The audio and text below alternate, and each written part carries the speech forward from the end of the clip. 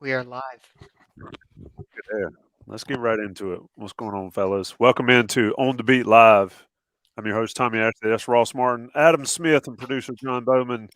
It is Tuesday night, November 1st. Lord have mercy. That's crazy. 9 o'clock on the East Coast. Uh, Ross Martin, Drake May's hand. How is it? I saw you ask him the question. Um, didn't really have a chance to listen to it. Do we call this Band Aid Gate? Or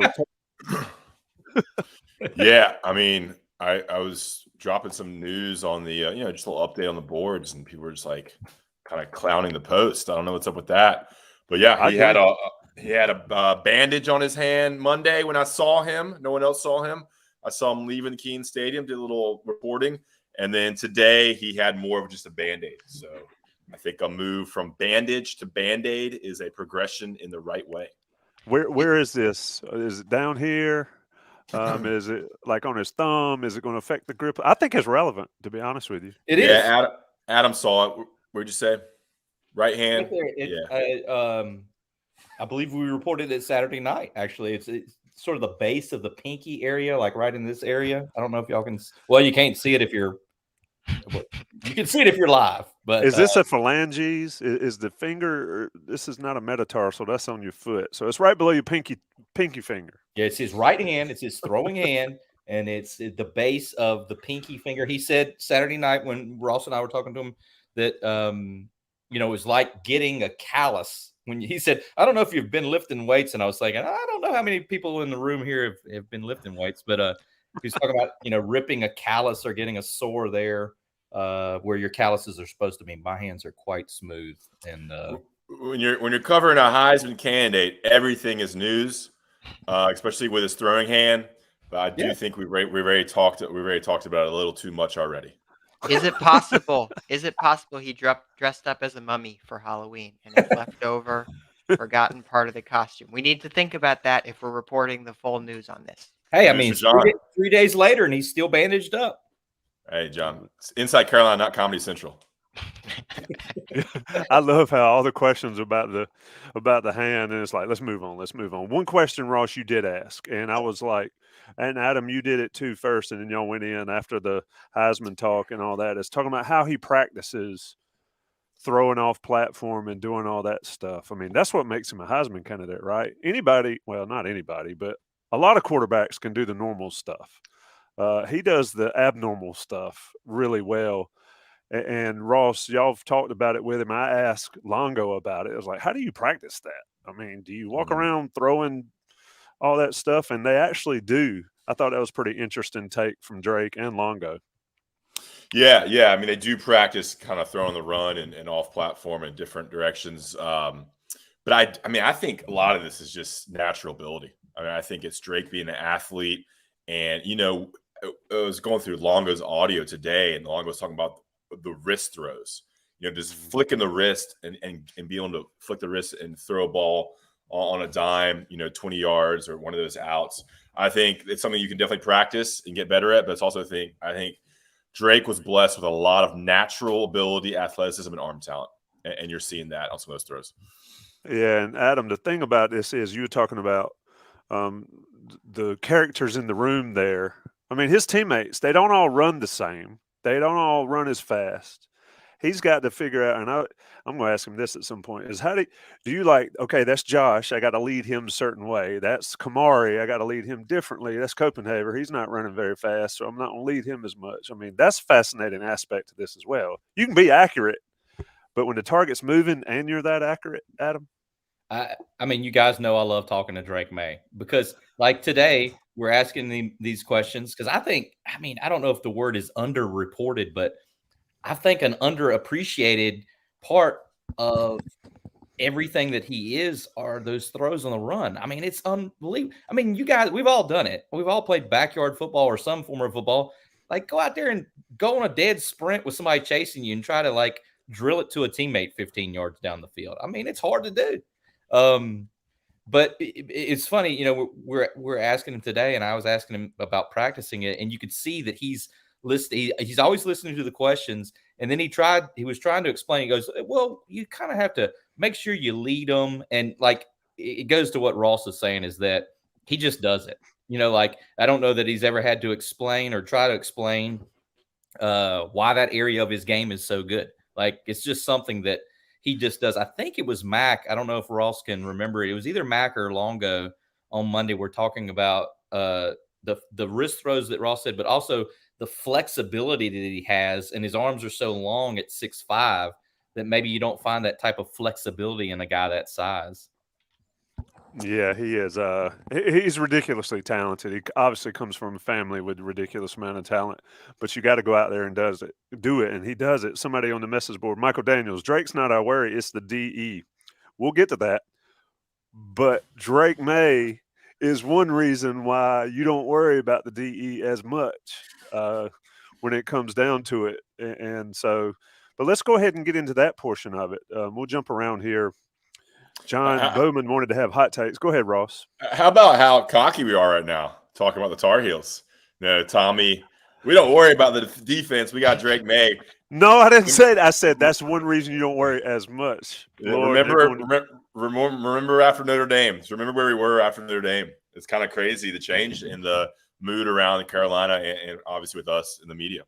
It's amazing what happens when you win a few football games, right? Mm-hmm. There's always a way with Drake Maye. Some of us have written.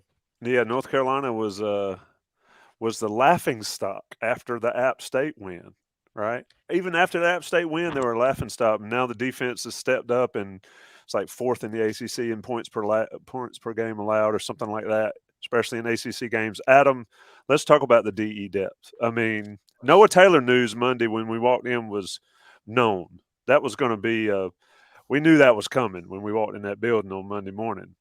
Des Evans out too? Have we heard any more about what's that all about? And now this DE room this depth on the defensive line room had 10 bodies? Now you lose 2 starters out of it. Adam, what do you think? Yeah, I mean, Ross and I were talking Monday, and don't forget about Ravo Hasek. Like that's another starter that you were heading into the season with, on the defensive line.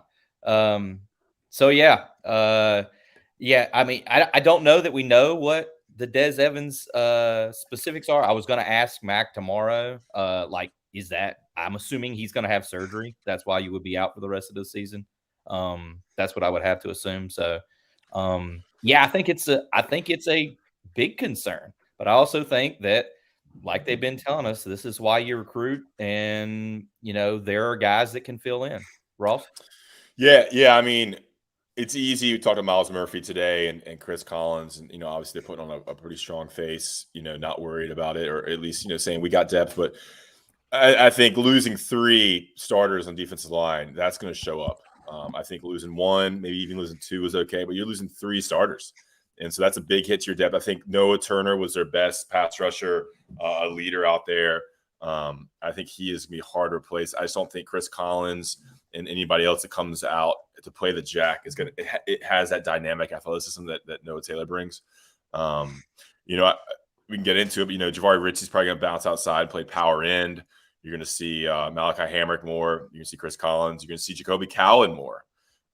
Even maybe a Bo Atkinson sighting. So it's going to be all hands on deck to fill us in. But this is the deepest, quotations, deepest group they have, and it's going to be tested now with guys who haven't played a lot in the first 6 to 8 games, and now like Jacoby Cowan might have to play 30 snaps.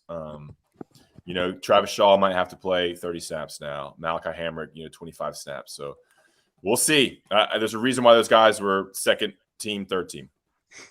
Absolutely there. I mean, Chris Collins, he's played well at times. We've seen some struggles from him, especially on tape breakdowns that Jason Staples does. A lot of people are talking about Shaw, Silver, and KBJ. Well, they're inside guys. They're not the outside guys. They replaced Ravo Hasek, but they do allow Ritzy to go outside. It's Silver and KBJ, but they just don't play. I don't know why people keep bringing them up. Like, they just don't play. I don't know. Adam, did they log any snaps on Saturday against Pitt? I'm not sure, but I mean, Yeah. one of the guys we need to talk about is Kamen Rucker. He's key. Ross and I have spent the early part of the week documenting how valuable Kamen Rucker is now. And I don't know if the word is fortuitous, but Gene Chizik was talking the other day that they'd already worked Rucker some at the jack position. I'm not sure why they were doing that, but he said that we've talked about the term cross training, obviously. So I guess Rucker had cross trained some at defensive end and at jack, and we're not sure what his health status is because he got dinged up. We're supposed to wait and see on him this week. But either Ross and I said it on the video the other day. He might be the most important part of the defense right now with his versatility to play a couple of those different positions. Rucker, I'm talking about. Yeah, he's on the injury report. So yeah, I just posted the snap counts for the defensive line in the chat. I mean, kind of obviously the text is a little weird there, but yeah, Keyshawn Silver and KBJ didn't play at all. So it's Kevin Hester and Travis Shaw, and then on the dime package, you take both those guys out, and it's a Miles Murphy, Jahvaree Ritzie inside with Jacoby Cowan or Cam Rucker on the outside too. So people always love to bring out Keyshawn Silver and KBJ because they were so highly ranked in that class. Keyshawn Silver at time was a 5-star. Keaton Bigley Jones, early commit, was a top 75 player. They just have not gotten to the point where they can play yet. So maybe they will play more, but I just don't think they're at the point now. And with Shaw, too. Go ahead, John. And with Shaw, his last 2 games have been his lowest graded in Pro Football Focus. It's different, a high school season versus a college season. College season is a lot longer. It's a lot more physically demanding. So it's not surprising in some ways, too, to see Shaw maybe getting acclimated to the full college season that could stretch on into December for UNC. And let's be honest, these dudes in high school are playing half the game, maybe. And it's against, some schools play big-time talent, but it's against, like, us. Yeah, inferior competition. Yeah. So yeah, I think it's a good point Adam made. I think right now your most important players on defense are Jahvaree Ritzie and Kamen Rucker because they're flexible. They can play a couple spots. So that versatility, just like having an offensive guard who can also play center, also play tackle, the versatility to plug in Ritzie and Rucker. And then I think Chris Collins, he's been here 5 years, maybe 6 years. He was a Fedora recruit. Chris Collins, he's been here. So I wouldn't be too worried about him. I just don't think he brings necessarily the dynamic ability of Taylor, but he can be solid. So that's what you're looking at. And Miles Murphy, I think, is coming back. We talked to Miles Murphy today. He said he's 95%. He's been struggling through an ankle injury. So expect him to gradually get better and better because he has been kind of missing in the last 3, 4, 5 weeks. Yeah, so they're going to need him in there. It's like your margin for error now with healthy bodies has obviously been reduced quite a bit.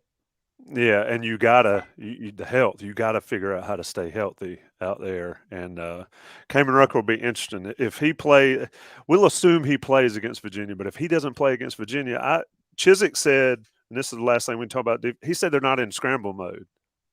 If Rucker's out Saturday, they're in scramble mode.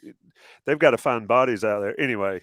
Virginia may not be the offense that it'll be tested against, but obviously the linebackers with Eccles and Cedric Gray will be fine. Ra got some more snaps in there. At least I felt like he was out there. What about the defensive backfield, Ross? I thought Storm Duck, and I said it at the press conference, Storm Duck looked like a completely different guy in the fourth quarter. Where'd that come from? You asked it. He did look very confident, and Mac said it in the press conference. He also said it on his radio show last night. Just he showed a confidence in coming up and nailing that guy on whatever that was, that stop on 3rd and something. And then the pass break up to I think the end of the game there was big. So 2 big confidence plays.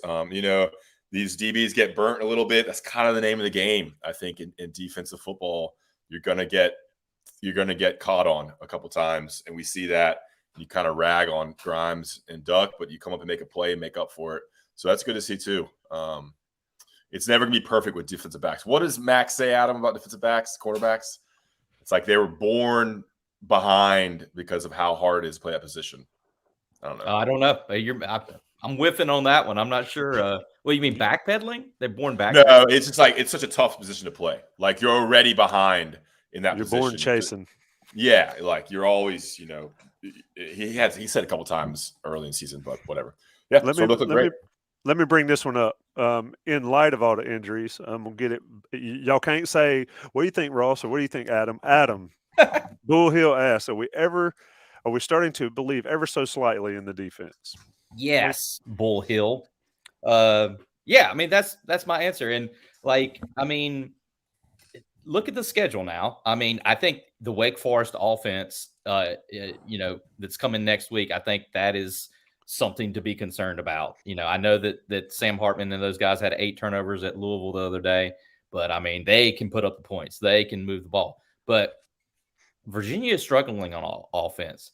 What are you going to get with Georgia Tech? I don't know. I mean, they're not setting the world on fire. I guess the point I'm trying to make is, you're not playing like Reggie Bush and Matt Leinart, and you would see the next couple of games. Now, I know we could be talking about an ACC championship game and a bowl game here, but yes, I mean, Gene said it the other day that they're starting to gain a clearer understanding, the defense, of what they're asking, what they want, and how to make adjustments on the fly. You've seen it. They've become a much better second half defense in these ACC games, and some of the plays they've made at Miami comes to mind, and then the other night against Pitt in the second half, helped win the game.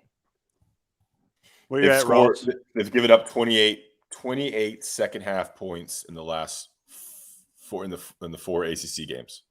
So 28 second half points. So divide that by 4. 7 points a game. That's crazy. Yeah, they shut out Virginia Tech. Yeah. Shut out Virginia Tech. 7 points against Miami.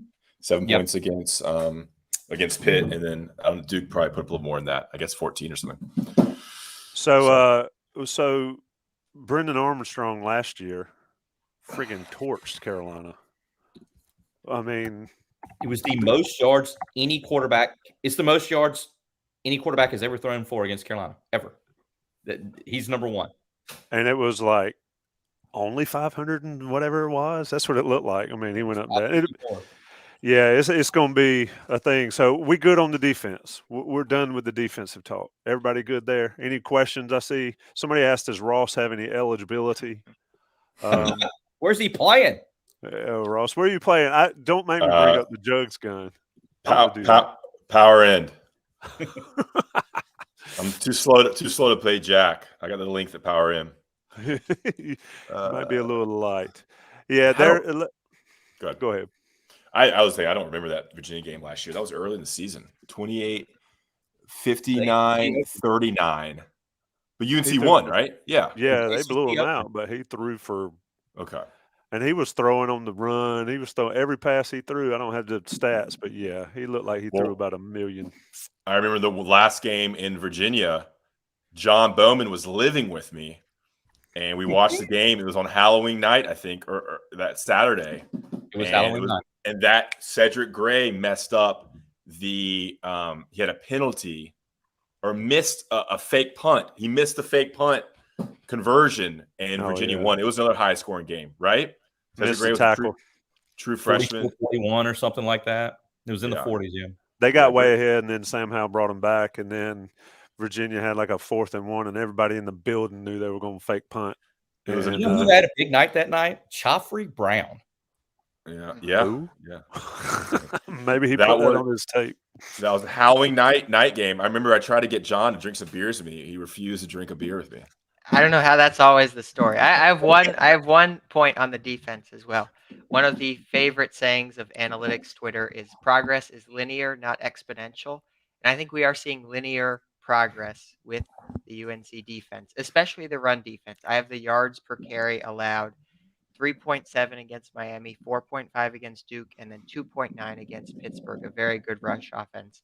So I think we're starting to see the UNC run defense especially make incremental progress game over game, and I think that is consistently happening throughout the course of the season. Don't disagree there, but they're starting to lose bodies, so I think that's going to make a difference. Let me throw up one more question before we get off the defensive talk. Conley, Jacarius Conley, I mean, he needs to get back and get healthy and all that stuff, but they don't just go – you don't put 0 out there and they say, okay, you guys can't throw it. So we're just running the ball. We're going to put him out there. Ross, there's nothing that I heard, and we talked about this last week. There's nothing that I heard that even this week that he would be a major part of the defense this week, next week, maybe anytime this year. Yeah, Chiswick gave a very general, safe kind of answer on excuse me, got a little pesto pasta in the burp there. Uh, on Monday, Gene Chiswick, yeah, it was very like, yeah, we're working him back. You know, we got to see him, see how he goes. He's progressed, and very safe answer. But it is kind of, kind of reassuring he's playing on special teams already. That was surprising. I didn't even know that. Guess it's not really doing my job. I didn't know that until I saw the snap counts. So we'll see. Adam, what do you think? You know what word Gene Chiswick uses often with JQ Conley is weaning him in. That's the phrase that it seems like Gene always says. We're weaning him in. Does that word? So when I was doing the coordinator report and I saw that on the transcription, I was like, "There's no way he said weaning him in." And so I went back and listened, and you were right. Is that like a breastfeeding thing? But it's weaning off, I thought. Yeah. I don't know. Oh, that's a great point, Tommy. Yeah, do you wean someone in or off? I thought I think wean you wean off. Yeah, slowly, gradually wean them off. Yeah, and then when like puppies, you wean them off their mama so you can give them away or sell them or put them in the. You guys are making great points. You're right. I'm kind of having yeah, you're right. You wean them off. You don't wean them. We're weaning him in. Like Tommy, you should correct. Was it Mac or Chiswick who said that? You guys not listen to what they say. Like Gene says it all the time. I'm the new guy. I'm not creating a story. Y'all know, Gene's listening right now. You know he always pops on the beat. But somebody's listening. To answer Joe's question, like Ross said, I have gotten the feeling we've been talking about this forever that it was going to be like the slowest, most gradual thing. But yeah, he popped up on special teams the other night and was running around, and they were talking about it Monday that, he got out there and was able to open up the stride and run. I don't know. Ross, does it sound like to you that he has a lot to learn in terms of the actual defense, like getting in there and playing safety in the defense? Yeah, that's probably one issue. You would think that he had been the mental aspect he could have worked on, all spring, all summer, all fall. But that was something that Gene Chiswick said as well. Also, the DBs, before we get off defense, it is important to note, Don Chapman played a significant amount for Gio Bigger's Sums. They're working Don Chapman back in. He was injured a little bit. And then Legend Cavazos showed up, made a couple plays, and they're going to try to play him a little more, give him a chance. Sounds like he's been practicing better. So you got another corner and another DB after, 6 or 7 games where it was 4 guys back there playing the majority of snaps. Yep, and the guys that played in the first game or the first 2 games, Balfour and Marcus Allen, hadn't seen them. That's a great They're point. milk carton. They're milk carton guys. And I know they're working hard in practice, running scout team, all that good stuff. But it's surprising that they haven't gotten an opportunity. But, they're solid. They're solid there with who they're going to roll with. But I think Cavazos back. And Don Chapman, I think, helps a lot more than we think for that defense to give those guys. Let's go ahead and do a read. And, Ross, you do your read. I'll do my read. And then we'll get to your offensive talk. We got Blue Shark Vodka here, the smoothest vodka in the world. We appreciate Blue Shark Vodka, Connor Barth, for sponsoring this podcast out of Wrightsville Beach down on the coast. The smoothest vodka in the world, available in all 100 counties, parts of South Carolina. Try it today. Very accessible price point. It mixes well with everything. The best tailgate out there is down on the Bowls lot. And Kelsey and Caitlin, Coulter, and Dustin Duke, they have Blue Shark everything. They had a Blue Shark cake. They had a mixed drink with Blue Shark. They have Blue Shark pints. So it's taken over the Bowls lot. If you're going to, partake, why not try Blue Shark Vodka? It's kind of becoming the official vodka of the Bowls lot and UNC tailgating. Blue Shark Vodka, check it out. Tommy? Johnny T-Shirt and JohnnyT-Shirt.com, sponsors of Inside Carolina, sponsors of this podcast, and they're friends of yours if you're a premium subscriber because you get 10% off your order. Join up. You get the crew neck sweatshirts. You get the jerseys, the NIL stuff, tailgating, home gating, anything you need. Stickers. I'm a big sticker guy. I like to put stickers on my cooler. Johnny T-Shirt's got a bunch of different kinds. Take care of them. They're alumni owned and operated, and they are on East Franklin Street. Even if you're not an Inside Carolina premium member, blow them up. Shop them Shop them on there, but you can get that 10% off if you join us. And why wouldn't you? You get to hear Ross Martin and Don Callahan on the scoop on the podcast network, but you can go read Don Callahan's scoop if you're an Inside Carolina Premium subscriber. Take a short break for the national guys to pay the bills. It's about 9:26. We got a lot more on the Beat Live. All right, fellas, it's On the Beat Live. We're going to talk about Carolina's offense, but John Bowman, you have put something interesting in the private chat, and I want to hear it, the story. Well, speaking of Ross, the tailgate you referenced, our group was tailgating in the Bulls lot on Saturday. We said hi to Tommy, but we reached that point where we've kind of aged out of the parents bringing the food. So we didn't have any food. We were kind of wandering around the Bulls lot looking for food, trying to like maybe see if we could just, if we got close enough, someone would just offer us some hot dogs or something. So next time, I guess we got to visit your friends, Ross, with the tailgate. So What is Ross talking about? Ross has co-opted my friends. No, it's Tommy's friends. It's Tommy's tailgate. It's a big party, and they love Ross. They love some Blue Shark. We had merits, man. We had merits for my retirement party in the Bulls lot, and you could have come and gotten, because I've got like 5 or 6 sandwiches still in my refrigerator. And There's always a lot of food. There's always a lot of food down there, that tailgate. It's a combined Ashley family and all those young guns. Yeah, really. We're the parents. We're the grandparents over there. Some pit people, man. The only pit people in the Bulls lot parking lot were like, they stole our spots. So we had to move over, but they ended up being pretty cool. It's a fun time down in the Bulls lot. Georgia Tech, I guess, NC State. We're going to be at Wake Forest trying to do this show live, or Inside Carolina Live at Wake and at Charlotte first week in December if Carolina gets there.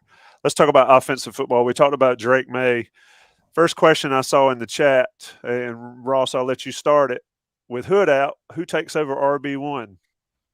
And next year, we're not going to talk about next year because it'll work itself out. This year, who's RB1?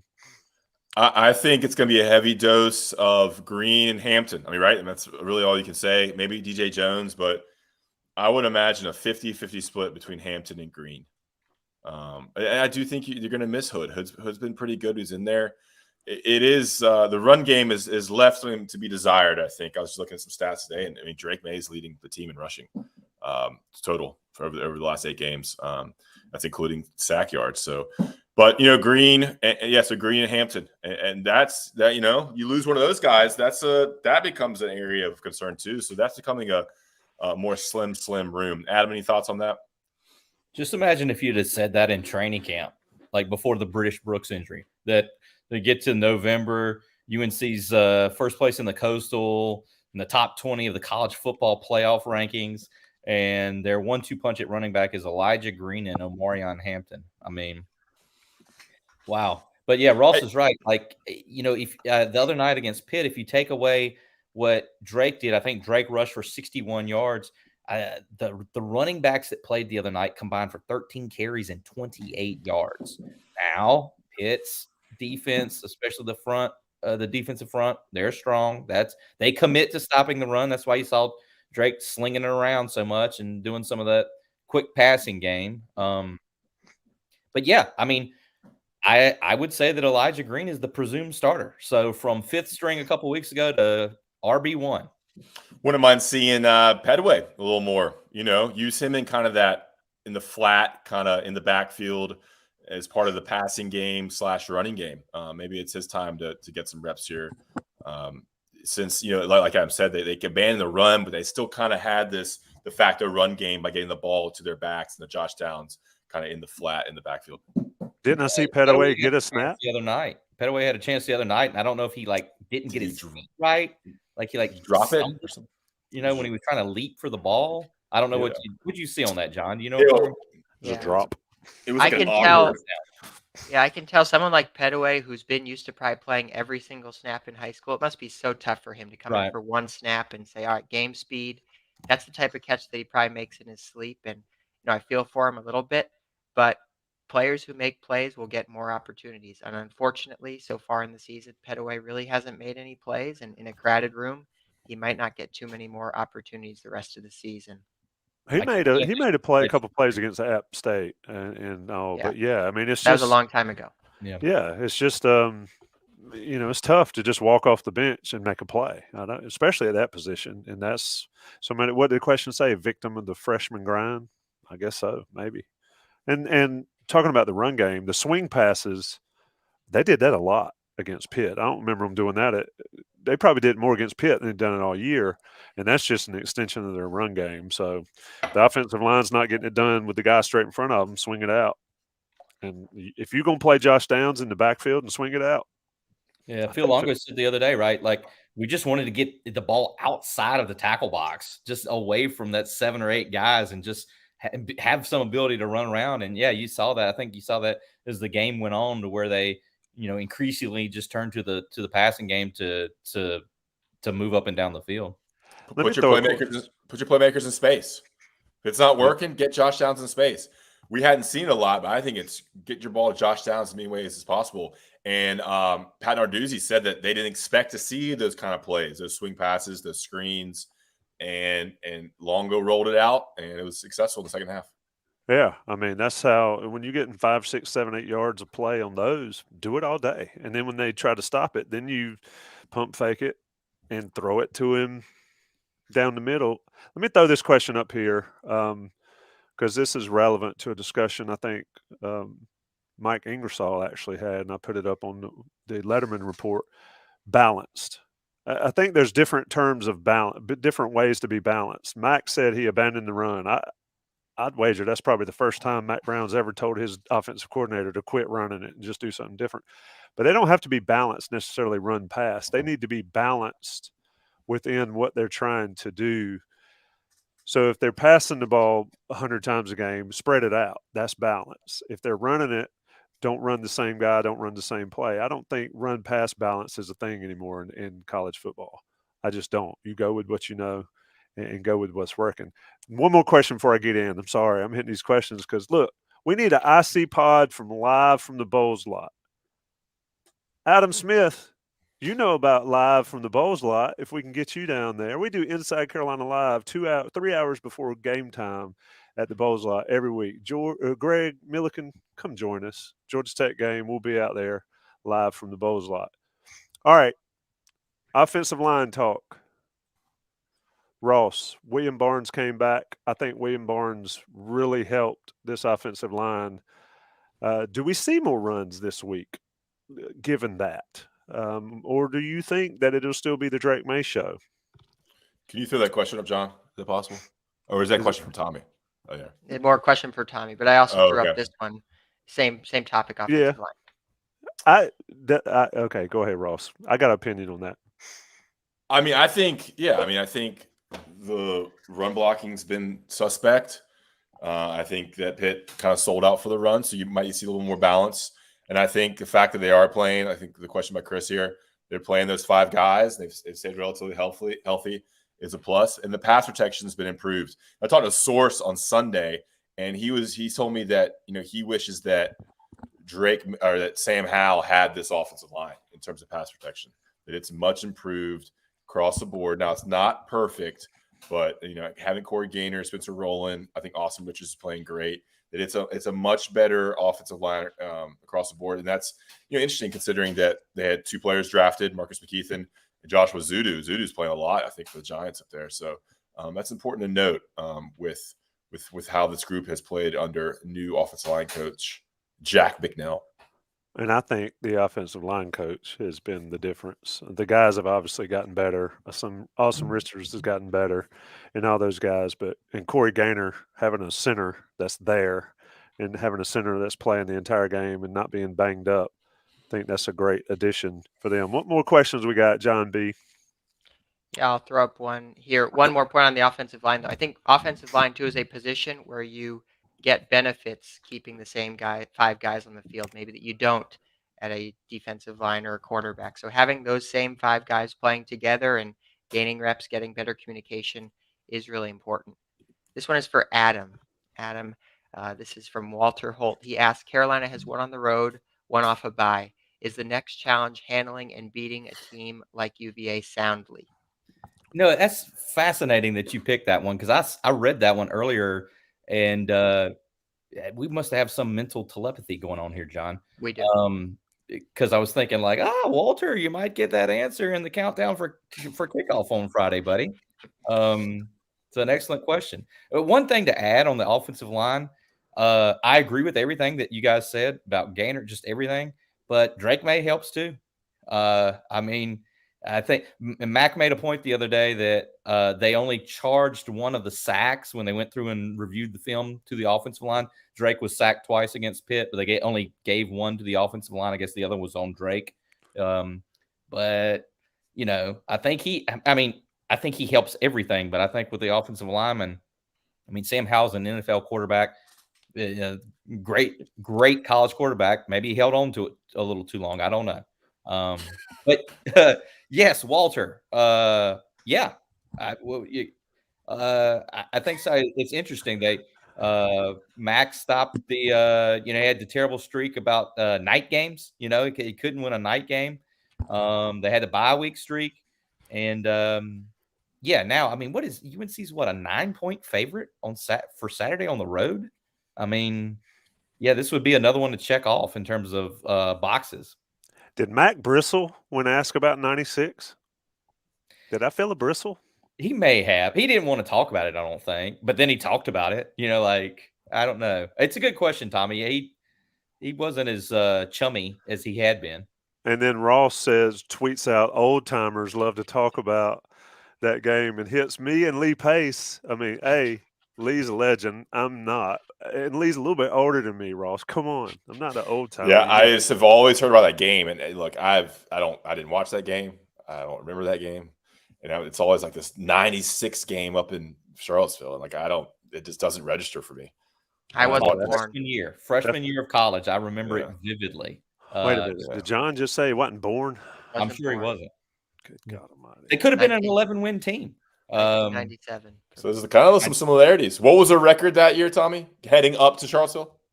Do you remember? They finished the season 7-1, 8-1. Yeah. Where are they right now? They had lost to Florida State, I think. Their only loss that season was to Florida State before they lost to UVA. Yeah. And the way it worked out is everybody in front of them ended up gagging. And so had they won that, there was some – I don't even like thinking about that, man. We already had our tickets to the national championship bought, and then Antoine Harris from Raleigh, from right up the road. Could have been 11-1 season, Ross. This is a perfect example. Old heads talking about the 96 game. Oh, yeah, Adam and in the past. Smith and Ashley. How old are you, Adam? No, I'll ask you that off air. We don't. It was my freshman year. It was my freshman year. Okay. I remember watching it.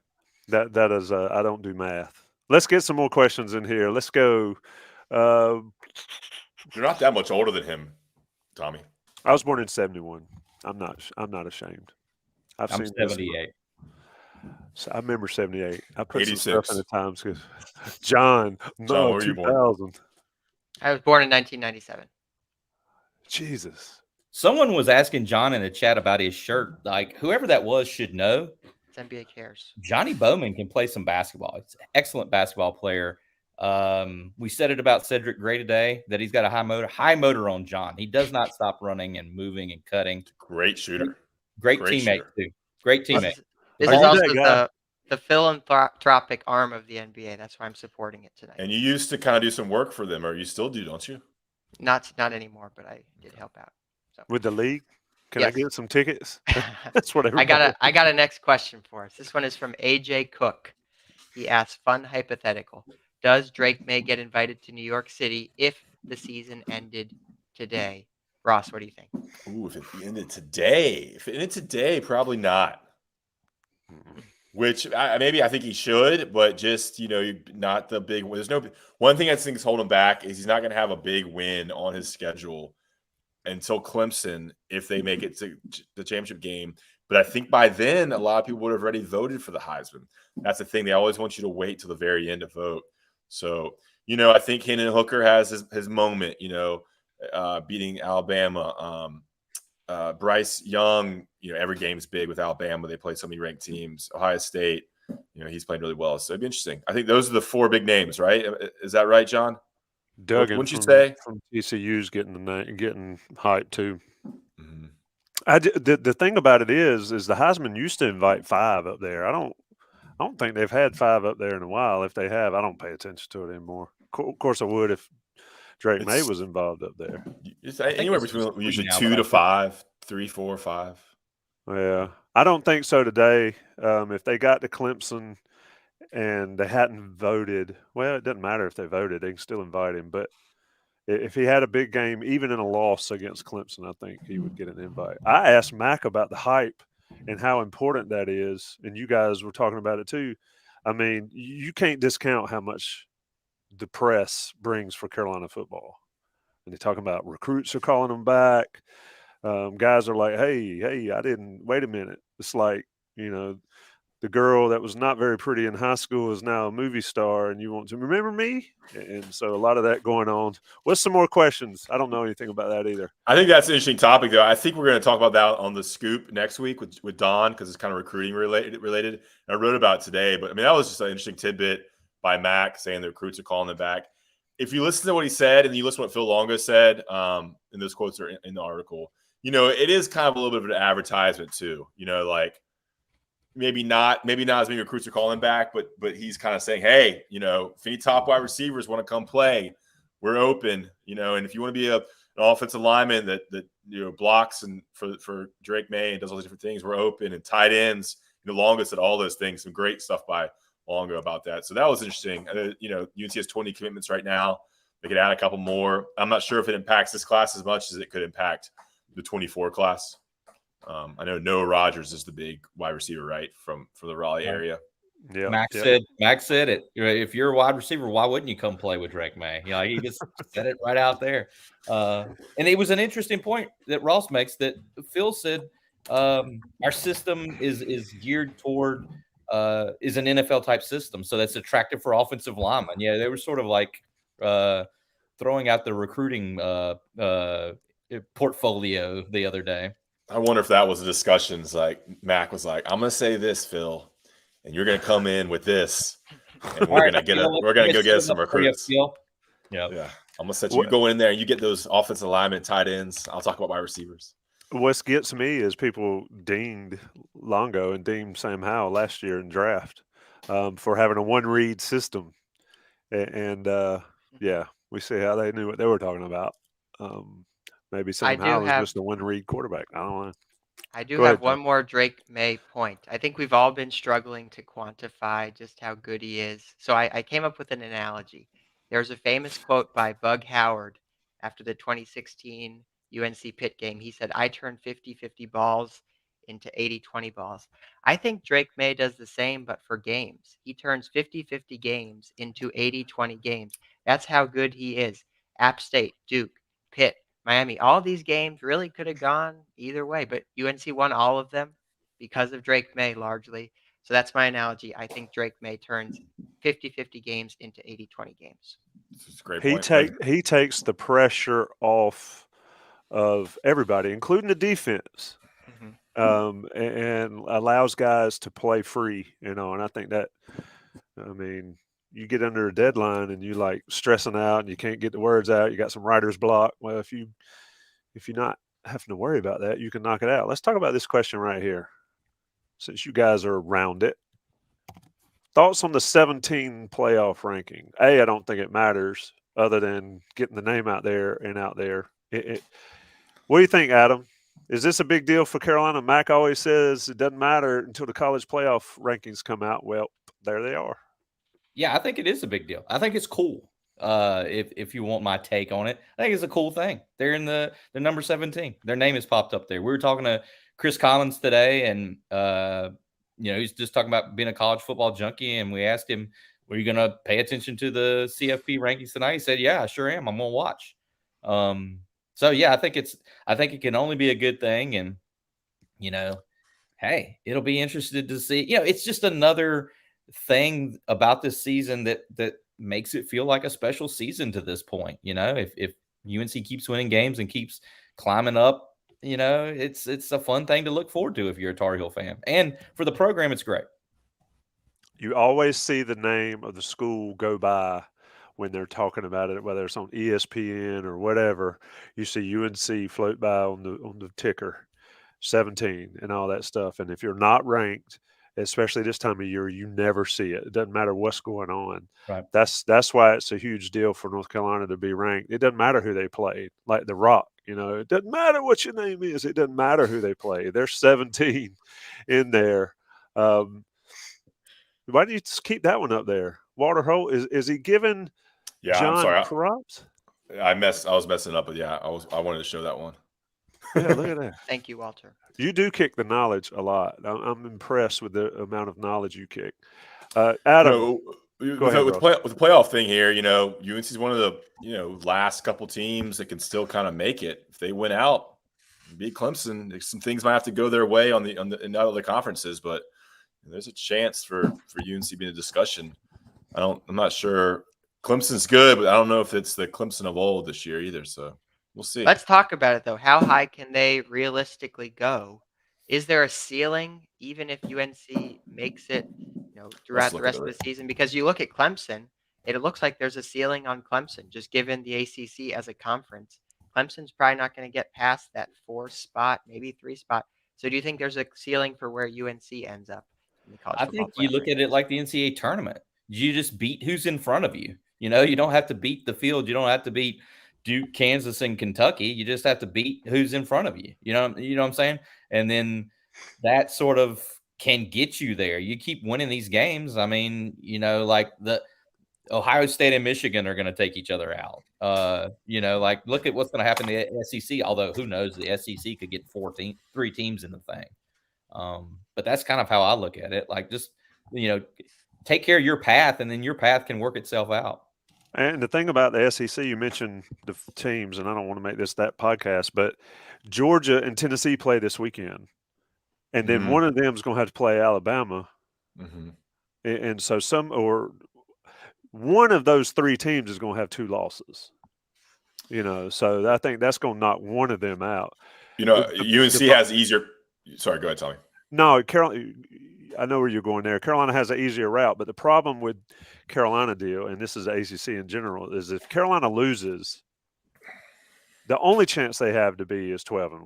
Because if they lose, say they lose to Wake, and then they still beat Clemson, they're going to drop like a rock if they lose to anybody, and they'll drop too much if they lose to Clemson. So it's not valued as much. Go ahead, Ross.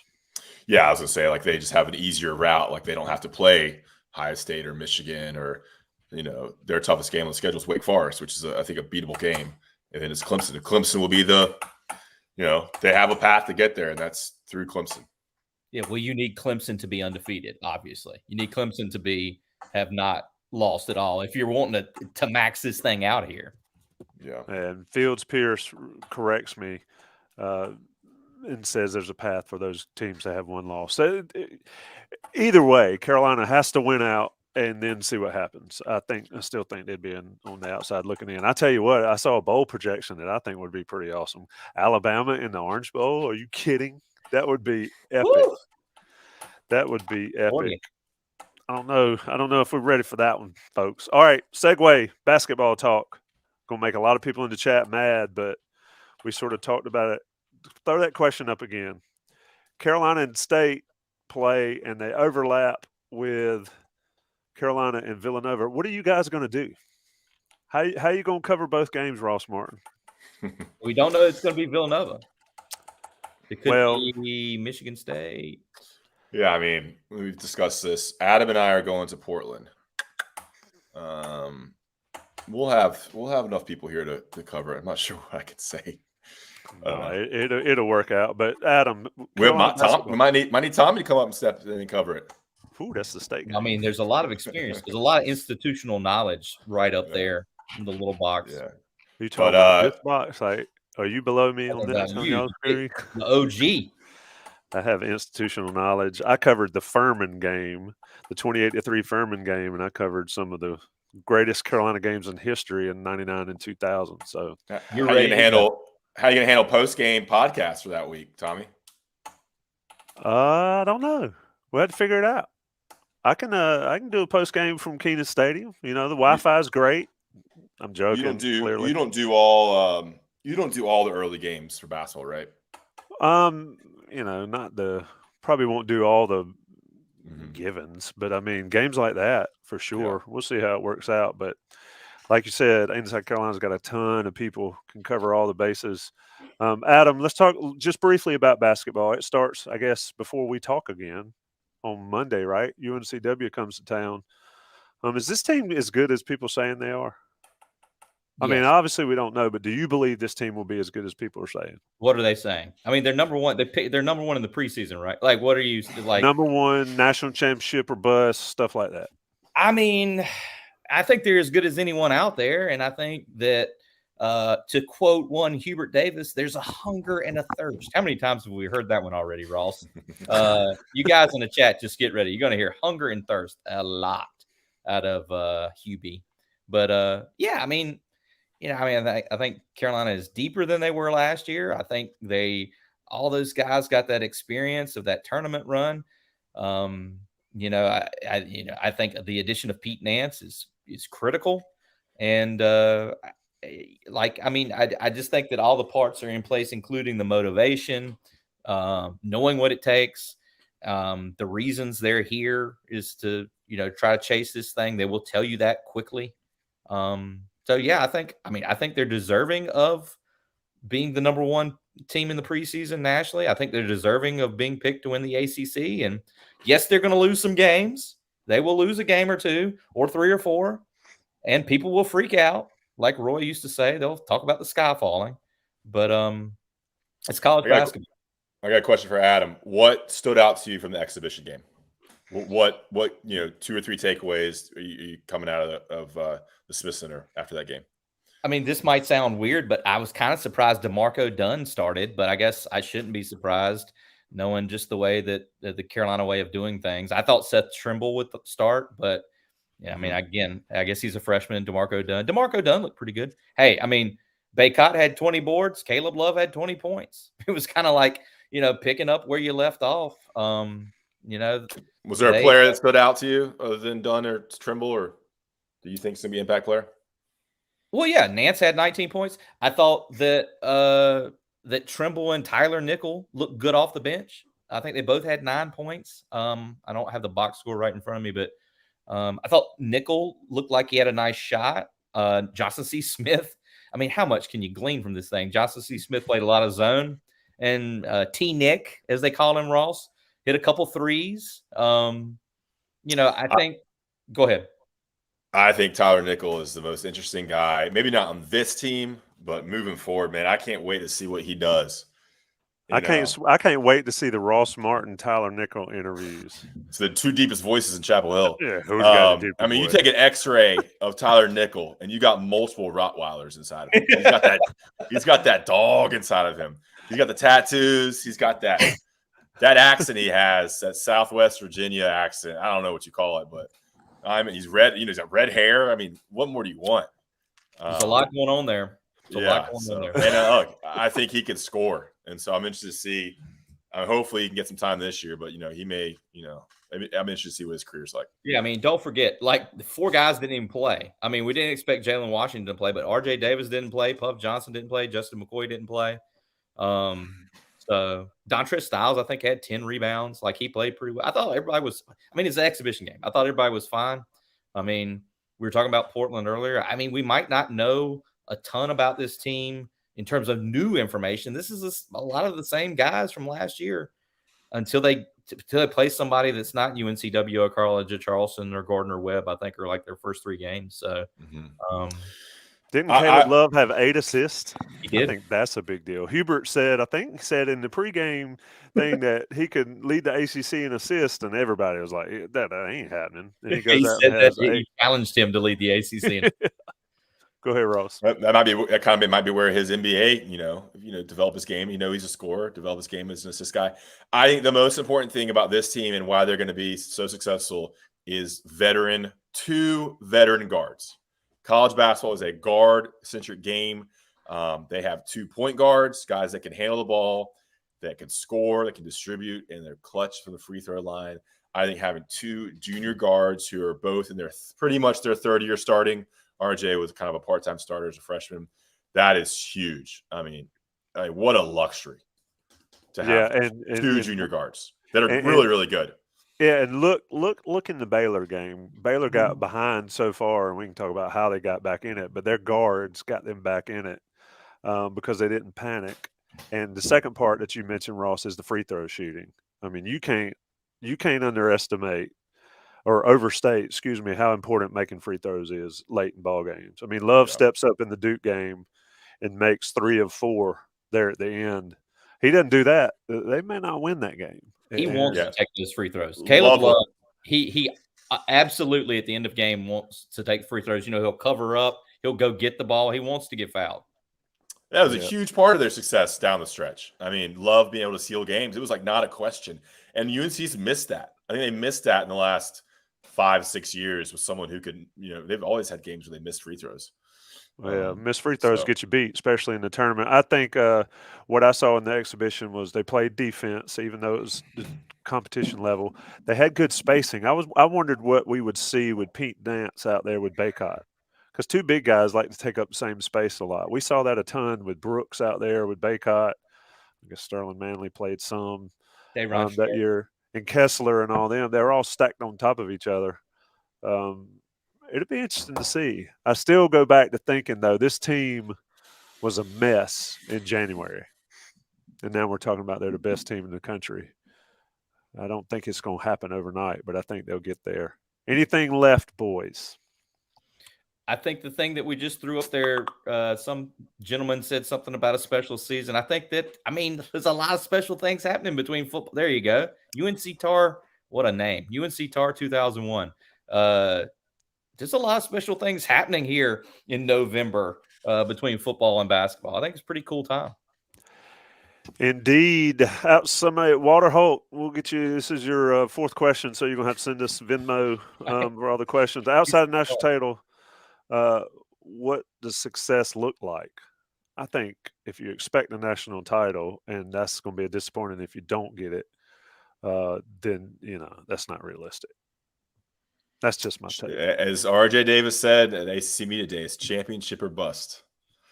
I think it's going to be a disappointing season. They don't win national championship. I think a Final Four is another Final Four is an incredible accomplishment. You don't think of it that way, but winning a regional and getting the Final Four is a back-to-back Final Fours is a huge accomplishment. But the way UNC basketball has been built over the years, it's national championships, it's banners. So and you got to stay healthy. One tweak of an ankle can change everything. I think we're done. Last year at the end of the season. Exactly. They stayed incredibly healthy. They stayed incredibly healthy all year. And then Armando goes down against Duke. And then Caleb twists his, and Manic gets his lights knocked out against Kansas. Mike. If that dude wasn't concussed, I've never seen somebody with a concussion. Anyway. Played a hell of a game still. It's been On the Beat Live. Anything else before I get out of here? You got a stat of the day, John? I like that shirt, Tommy. What year was that a release? I like that one. I don't know. It's not dry fit, so it's before that. It actually says Johnny T-shirt on the back. We need to bring this one back. I kind of like it. People have offered to buy it off my back. And I'm like, I got to have a shirt on, so I can't. I really think we should make some merch, but it's just a list of all the backup quarterbacks. Like that Cleveland Browns jersey with like all the names crossed out. That should be the shirt for this show. Something about Tommy Ashley's favorite quarterbacks, and then the back is all those names. A bunch of different numbers. Yeah. Game plan Thursday night, coast to coast tomorrow. Greg Barnes and I will have a special guest for Next Level, released on YouTube only tomorrow, Wednesday. Yeah, tomorrow at dinner time. Coast to Coast will be released in the morning. Go ahead, Ross. I got one thing, Tommy. We're doing the math. You talk about a game 5 times during the week. You do On the Beat. You do the new one with Greg. What's it called again? Next Level? Next Level. You do Game Plan. You do the radio show for 2 hours. And you do the post game. That's incredible. You talk about one game 5 times. Professional. That's professional or I was crazy. like, dang. Because I run out of things to talk about in this one. That's just incredible. That's why we shoot the breeze a lot. I don't know. It's interesting to me, and it's about all I know. Appreciate it. On the Beat Live. It's been On the Beat Live. It's been live. It's 9 o'clock or 10 o'clock on the East Coast. Let's get out of here. Johnny T-Shirt, Blue Shark, Adam Smith, Ross Martin, John Bowman, and an NBA Cares. I'm Tommy Ashley. See you next time.